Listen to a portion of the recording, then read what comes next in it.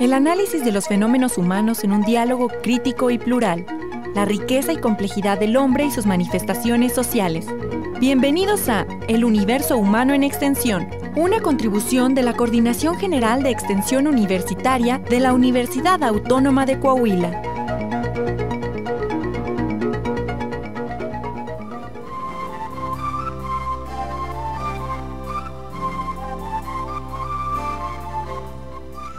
Muy buenas tardes a todas y a todos los que nos escuchan. Bienvenidos a su programa, El Universo Humano en Extensión. Esta es una aportación de la Coordinación General de Extensión Universitaria de la Universidad Autónoma de Coahuila.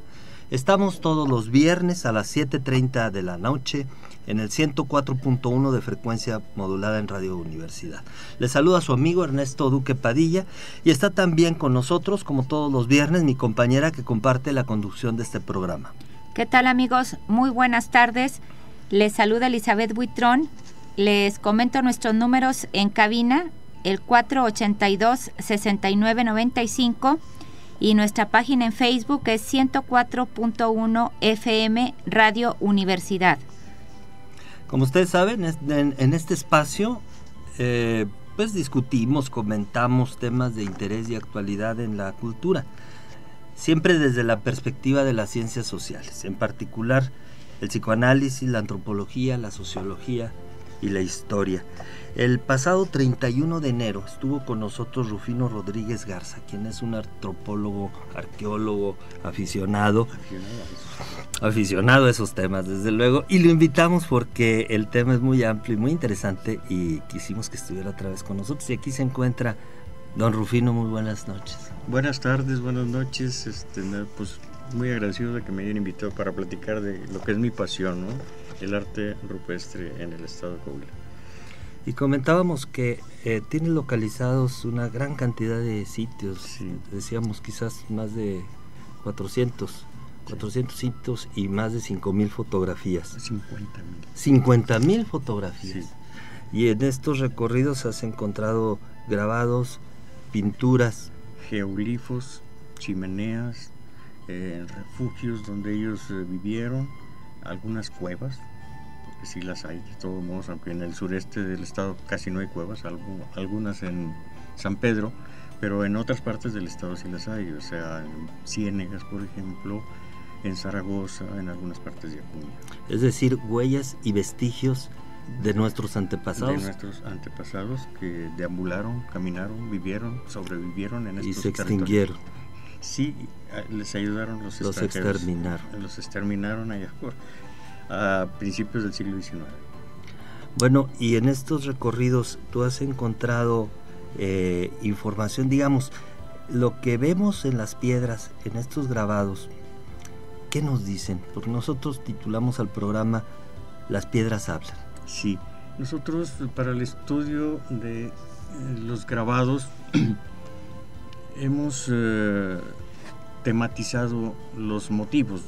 Uh-huh. Entonces unos los podemos llamar abstractos y otros naturistas. Naturistas son los que entendemos, un venado, una flecha, una lanza, un atlas, un propulsor, y los abstractos son los que no entendemos, como los que quizás tuviste algún fin de semana en algunas partes de Parras. Bueno, es que justamente después de esa interesante entrevista te preguntaba yo de algún sitio y tuve oportunidad de visitarlo.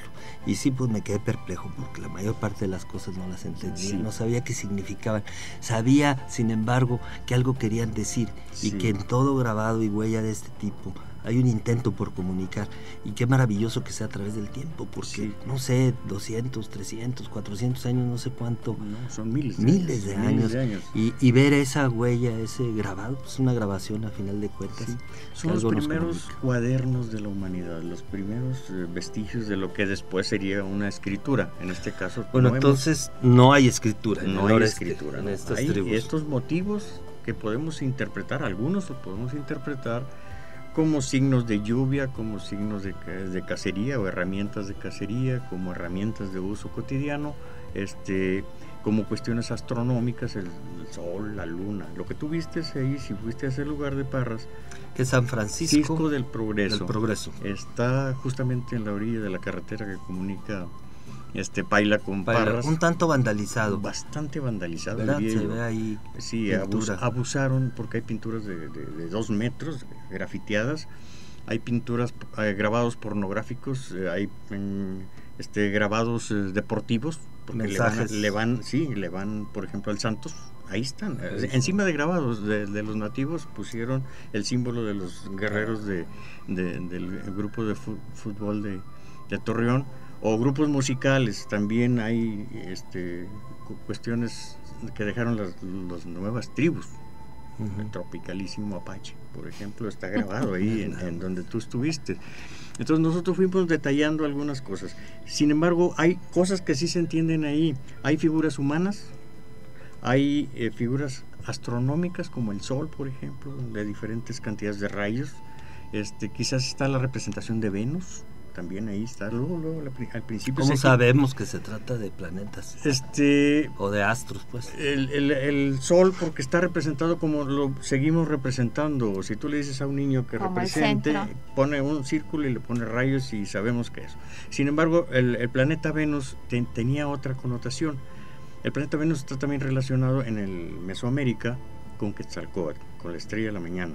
Entonces es una cruz que luego tiene un marco, o sea, como que le hicieron un aditamento, y entonces no sabemos si la influencia de Quetzalcóatl fue de aquí para allá o vino de Mesoamérica. Pero es cierto que estaban comunicados estos grupos, y había mercado, digamos, comercio, intercambios.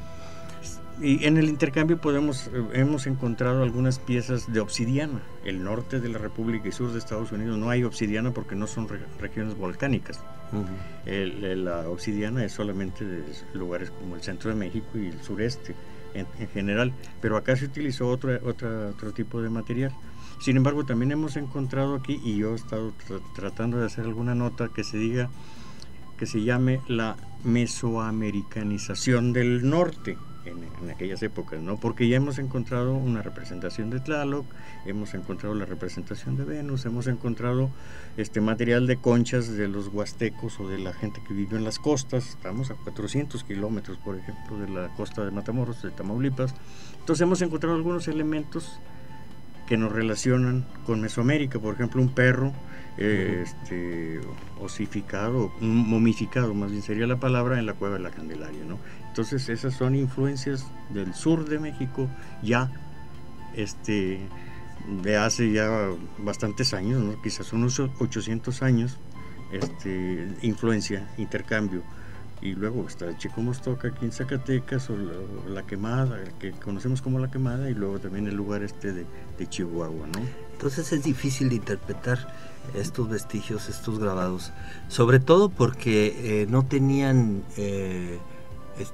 digamos, sus poblaciones no eran muy estables, no encontramos. Pero mira, probablemente sea difícil saber qué sentido tienen para ellos, qué sentido tenían.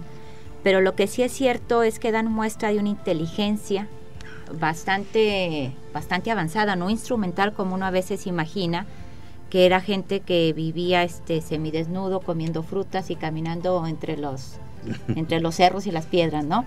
Eso ya da cuenta de una capacidad de representar, de comunicar, de armar un mensaje. Claro. De hecho, esos son los...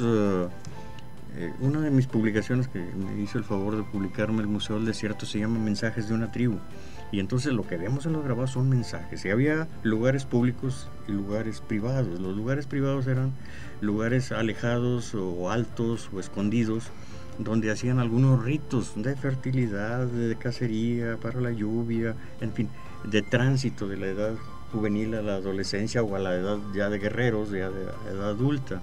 Entonces había sitios donde sí se ponían los grabados más a la vista, porque pues podían indicar lugares donde había agua, lugares donde había cacería, lugares donde había recolección.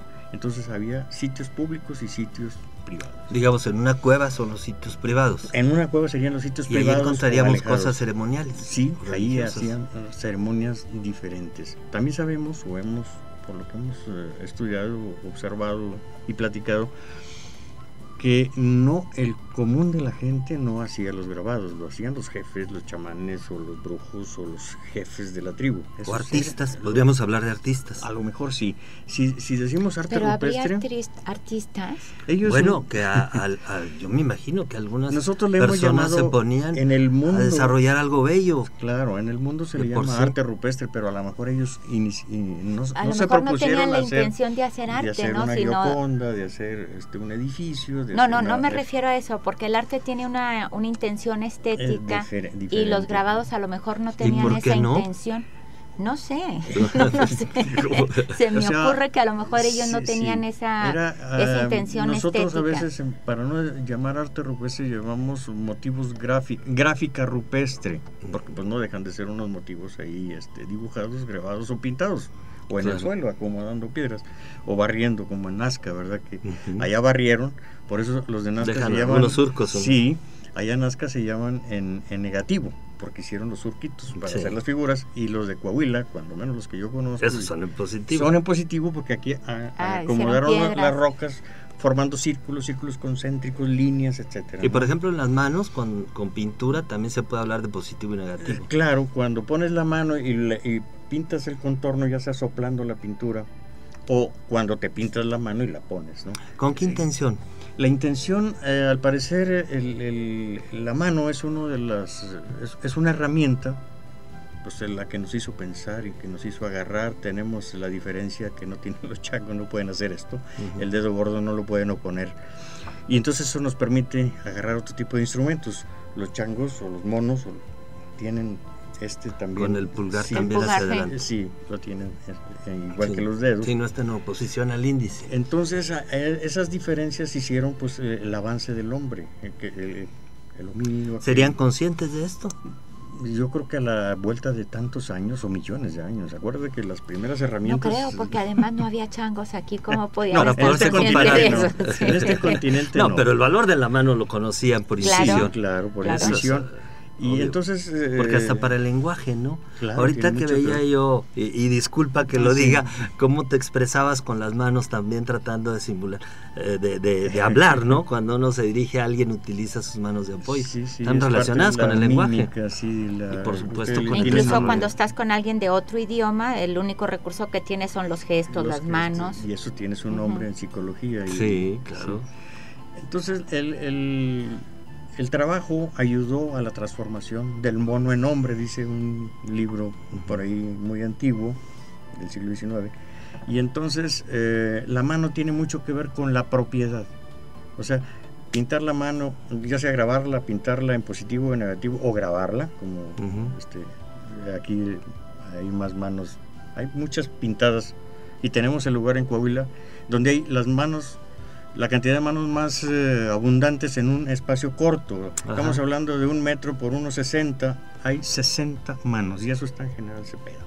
Entonces, en ninguna parte de México hay tantas manos. ¿Se podría decir que son distintas? ¿Estaban grabando las huellas de una población? ¿Un censo, por ejemplo? A lo mejor, porque sí se ven huellas como que son de niños o de mujeres y de hombres, ¿no? Huellas de 3 tamaños, ¿no? Y pequeñas, chicas y medianas, ¿no?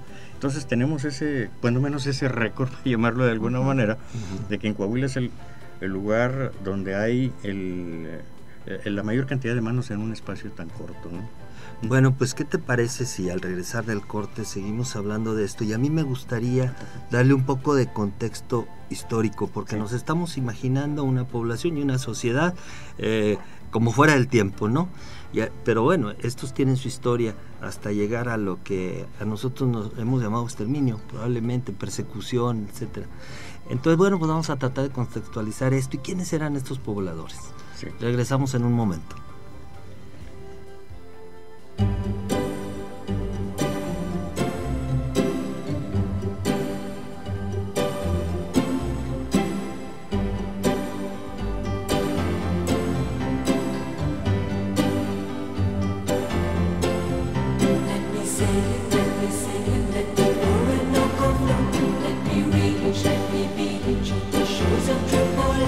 Let me say, let me crush up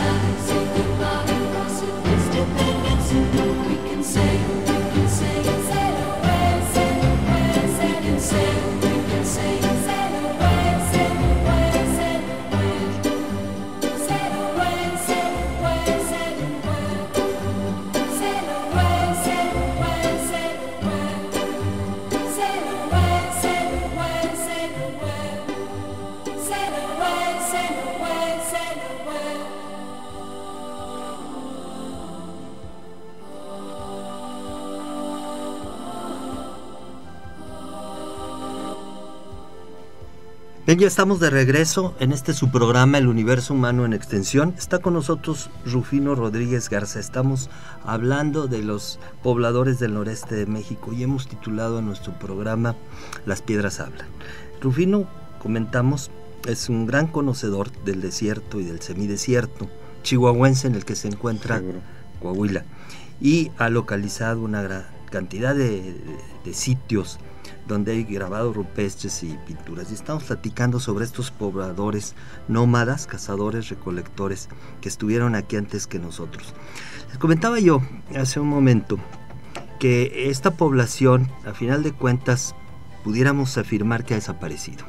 No sé en qué medida se haya mezclado o sobreviva, pero lo cierto es que como tal, con su cultura, sus creencias, sus conocimientos, sus tradiciones, su lengua, sus expresiones, sus hábitos, su organización social, quedó en el exterminio. Y esto pues lo sabemos por qué, tiene que ver con la colonia. Pero ¿por qué particularmente estos pobladores pasaron por esa situación? A mi entender, Rufino, hay una resistencia ahí. Y la colonia, los colonizadores, incluso con el clero, con los misioneros, pues los evangelizaban, pero los esclavizaban, y a los que se resistían los exterminaban o tenían que huir. Y en esta parte más agreste, pues tuvieron ocasión de sobrevivir en pequeños grupos. Pero consideremos que el español, el europeo, sobre todo el del clero, consideraba a estos endemoniados y salvajes, y el objetivo era evangelizarlos, civilizarlos, pero también utilizarlos y apropiarse de sus cosas. Las leyes para ellos se fueron dando muy paulatinamente. Cuando se da la colonia no se tenía idea de las dimensiones de lo que implicaba. Entonces las leyes de India se fueron haciendo muy, muy poco a poco, y desde luego no estaban a favor de estos, dado que además se pensaba por muchos años que estos no tenían alma, por ejemplo. Entonces justificaba que se les tratara como animales. El caso es que estos pobladores que estuvieron por acá en el noreste se resistieron y no quisieron civilizarse. Fíjate, te doy un dato interesante. Los españoles se enojaban mucho porque estos tenían la costumbre de bañarse con mucha frecuencia, y las leyes borbónicas decían que eso era malo para la salud. Entonces había muchas cosas que no entendieron y no quisieron entender por qué nuestros pobladores no tenían propiedad privada, no tenían jerarquías. Entonces eso era salvaje y justificaba pues su persecución, su esclavizarlos, tratarlos de dominar y integrarlos a la sociedad. Se resistieron todo lo que pudieron, pero pues creo que finalmente desaparecieron como cultura. Hubo un hecho que trataron de asentarlos trayendo tlaxcaltecas, y estos llegaron a finales del siglo XVI, en 1591. Aquellas 400 familias del señorío de Tizatlán de Tlaxcala. De ahí viene Tiza, Blanco, Esquiz, ¿no? Entonces, por la ciudad blanca, ¿no? Entonces, ellos trajeron a los tlaxcaltecas con la idea de acercarlos y de asentarlos para poderlos poner a trabajar o poderlos controlar de otra manera, ¿no? Aquí platicamos hace 8 días que Cortés no tardó tanto en llegar y conquistar un imperio como era el de los aztecas. Sin embargo, para pacificar el norte, que acá fue de colonización, tardaron más de 100 años.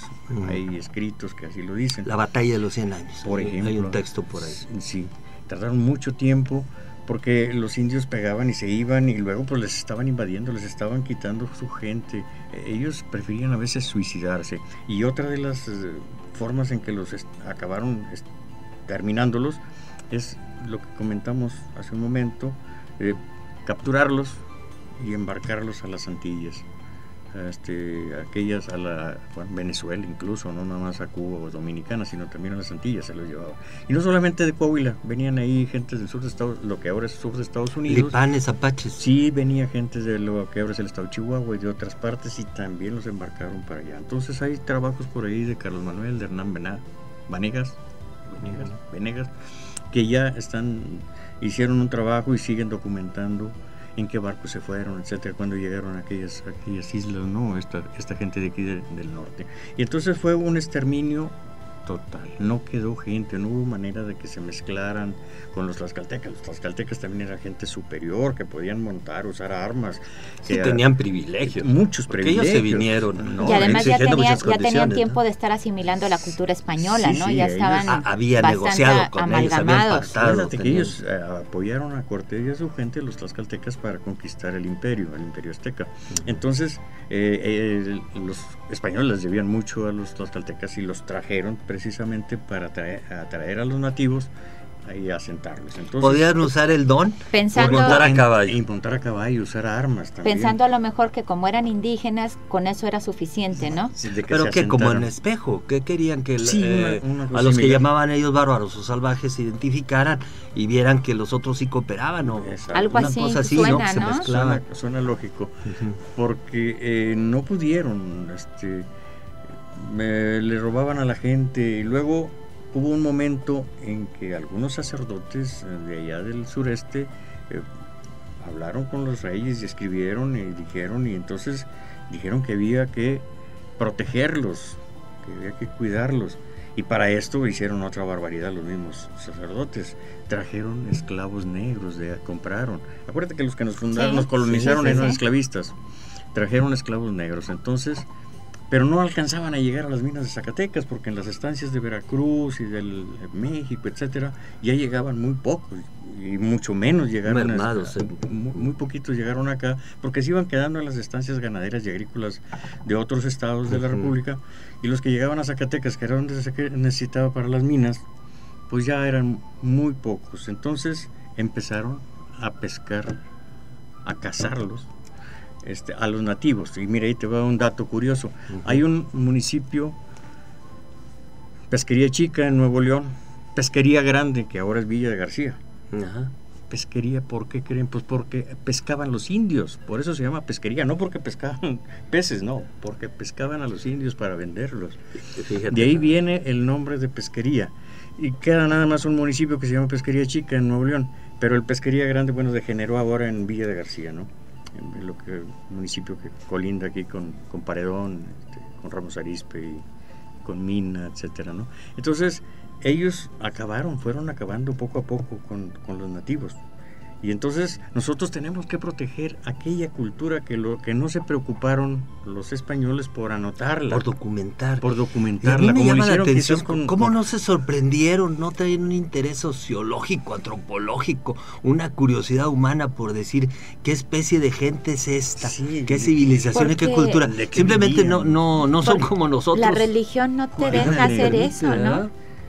Pero ellos debieron, como lo hicieron quizás con los de México o con el centro de la República, como lo hicieron con los de Yucatán, que sí llegaron a tomar algunas, sí destruyeron, pero también hicieron algunos escritos. Bueno, pero tiene también que ver con la forma como se pobló los estados del norte, ¿no? Porque no llegaban directo a colonizar, o sea, no llegaba directo la gente a poblar, venían primero a explorar, y venían buscando minas, el interés de ellos era minas, y cuando se funda Saltillo era un lugar donde se supone que aquí se les iba a surtir de carne, se les iba a surtir de granos, se les iba a surtir de se les iban a dar terrenos, todo eso. Eran latifundistas, mineros, esclavistas y entonces, y ¿qué interés podían tener en unos grabados? No, desde luego, no los grabados. No, pero ellos se preocuparon cuáles eran sus creencias, su cultura. Exacto, por qué grababan, cuáles eran sus ritos, no hay.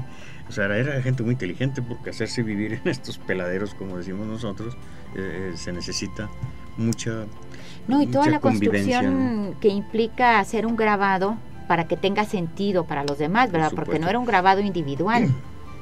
Por supuesto. Entonces, bueno, eso implica ya un grado de desarrollo fuerte. El hecho de que hayan hecho calendarios acá en el norte, pues también ya nos da idea de que eran inteligentes y de que tenían una cultura bastante avanzada. Ellos sabían los periodos de gestación de los venados, por ejemplo, sabían el periodo de reproducción, sabían cuándo recoger cosechas, la flora y la fauna la conocían muy bien. Entonces, no eran salvajes, no eran bárbaros como nos han querido pintar, era gente que sabía moverse en estas latitudes. Y ya decíamos, claro, la ocasión pasada, para haber subsistido en estas condiciones. Te comentaba yo en alguna ocasión, Ernesto, que la figura del salvaje es una figura que viene de Europa, ¿verdad? Sí. Y que ellos traían ya esa idea. El bárbaro del norte. Sí, el bárbaro salvaje, que era un hombre todo velludo, que andaba en los bosques descalzo y desnudo, una especie de animal hombre, sí, no sé, algo así. Y ellos traían esa idea. Pero además te digo, porque sostuvieron la creencia firme, incluso se discutía en las apelaciones religiosas y legales, que tuvieran o no tuvieran alma, no eran considerados seres humanos. El universo humano en extensión, una contribución de la Coordinación General de Extensión Universitaria de la Universidad Autónoma de Coahuila. Escúchanos en nuestra próxima emisión, aquí en el 104.1 de Radio Universidad. La cultura universitaria en el cuadrante.